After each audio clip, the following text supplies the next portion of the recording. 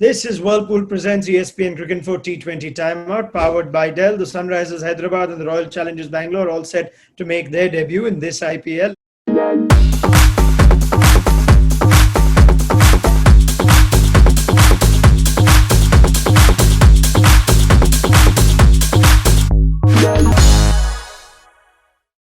Tom Moody and Sanjay Manjrekar. Tom Moody has fond memories of the Sunrisers. Now he has the role of being an objective analyst for that side. Sanjay is here as well. Gentlemen, let's get underway with the preview to this game. The first of the 5 statements that I'd like to see your responses to is that Kane Williamson will struggle to find a place in this Sunrisers team. As we look at the overseas options, Tom Moody, take it away.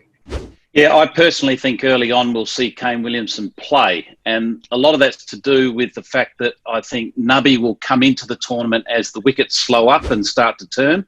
But I think initially they'll be concerned about the middle order and the quality of their middle order and experience of the middle order. So therefore we'll see Williamson bat 3.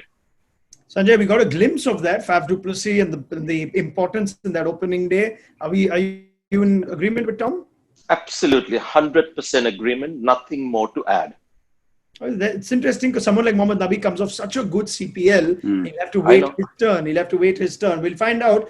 But, as we've been talking about, Ronak, it's going to be an IPL of 2 halves. So, in the second half, as Tom said, and because, Kane, his class and the gear that in which he bats, that's the kind of gear that will be needed for Sunrisers Hyderabad. We saw it with Faf. All right, very interesting. Let's see. And that's the kind of team the Sunrisers have. David Warner, Rashid Khan, even Bairstow, you think undroppable to a degree. So that's just the way it'll roll for Sunrisers. Let's go to our next point and try and figure out what sort of combination the Royal Challengers Bangalore would come up with in this game. And our statement to you is Finch and Kohli should open for Royal Challengers Bangalore. Sanjay? No, Finch should open, not Virat Kohli. Virat Kohli number 3, and have somebody like a Parthiv Patel or Padikkal to open with Finch. The argument tends to be, Tom, that you've got an AB de Villiers. The minute you put Kohli to 3, AB to 4, all that about your best batter should come in early. But what do you make of what Sanjay said? And where do you? I've always, sorry, was that to me or Tom? Sorry. To Tom. Yeah, sorry.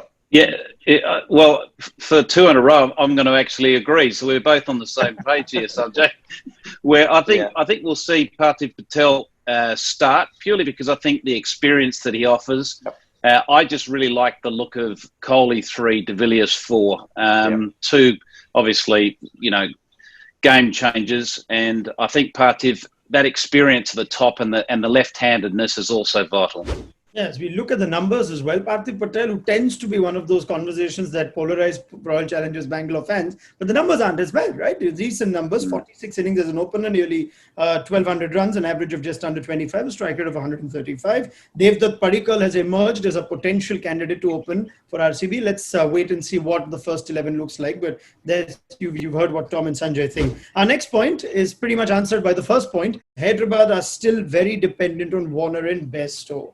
Well, in some way, the Williamson argument comes in here, but is there still a question mark on that middle order, Sanjay? Yes, there is. That's why Kane Williamson needs to play, and Bairstow has had a couple of, maybe 3 good innings in England.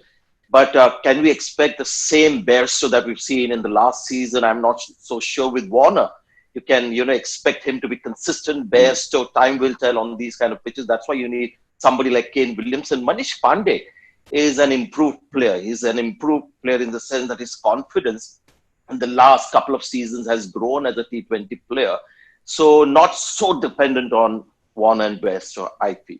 Tom, if I look at last season, Manish Pandey at 3 was a revelation when he came back into the team. I look at the numbers for Hyderabad now, numbers 4 to 7, and that's where the vulnerability lies. Got rid of players like Deepak Hooda and Yusuf Pathan. Have they found able replacements? Well, they've got a lot of young replacements, but I think they won't be sort of looked upon early on. We might see one of them in there, but I think Vijay Shankar's one that we haven't mentioned yet. Yeah. And I think Vijay Shankar, along with Manish Pandey, need to step up to the plate and show their responsibility and I suppose, experience and maturity. They've both had exposure at international level. They need to bring that to the IPL. If you play Williamson like you'd like for Sunrisers to, that puts Manish Pandey to 4. That would give better balance to this team, according to you, Tom? Yeah, I think so. Look, at the end of the day, Manish probably would prefer to bat 3. But I think at the end of the day, we need to make sure any team has to have the right balance and people need to step up and play the role that's expected to give the team balance.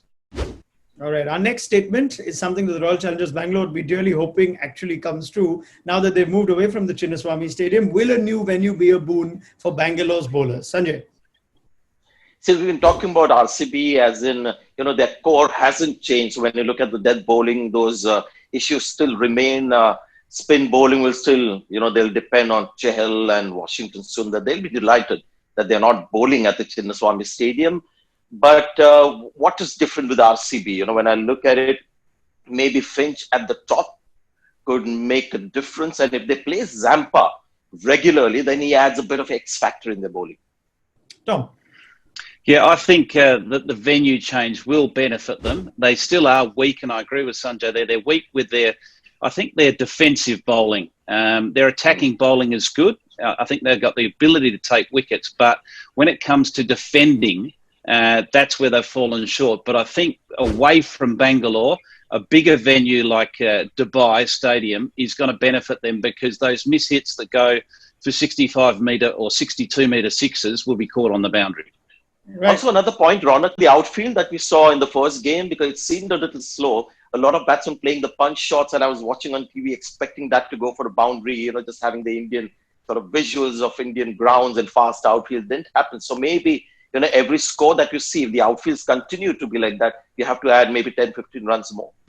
Sure. And let's go to our final point then. And Sunrisers Hyderabad have earned this reputation of being a formidable bowling attack. Our statement is that they are still the strongest bowling attack of the IPL. As we look at all these options that they, from Rashid Khan to Bhuvaneshwar Kumar, Khalil Ahmed, Sidkal, Sandeep Sharma, and a stock of supporting cast members there too. Tom Moody, do you agree?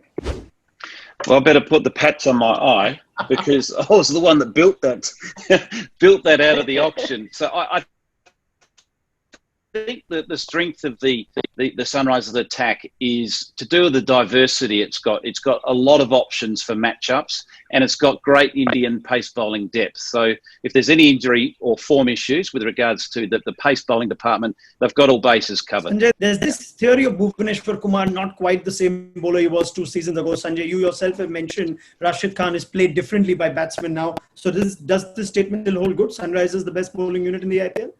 No. I think we are being very kind to them, and it's slight exaggeration that it's the greatest bowling attack in the IPL. I love Sandeep Sharma, Khalil Ahmed's attitude. I love Siddharth Kaul as well, Bhuvaneshwar Kumar. Hard-working, seasoned bowlers, but every advancing year, you just wonder whether their ability is diminishing, especially people like Kaul and Sandeep Sharma. They've got Rashid Khan for sure. So it's a team and a bowling attack that works really hard. Within their limitations, they do damn well. But to call them the greatest bowling attack in the tournament might be an exaggeration, with due respect to Tom Moody. All right. Well, let's reserve further judgment until we see both teams for the first time this IPL. Thank you very much to Tom Moody and Sanjay Manjrekar for previewing this one. And do catch Tom and Sanjay right through the course of the IPL on Whirlpool Presents ESPN Cricinfo T20 Timeout, powered by Dell.